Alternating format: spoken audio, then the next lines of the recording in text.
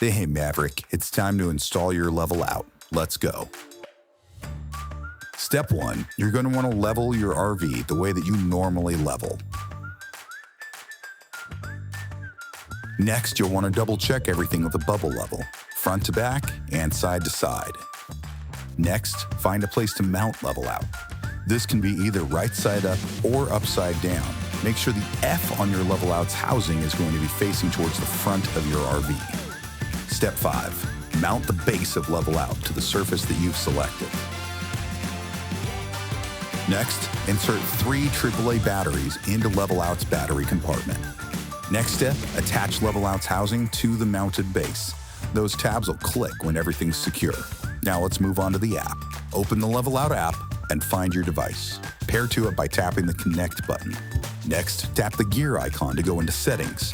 Tap the calibrate button to calibrate your level out.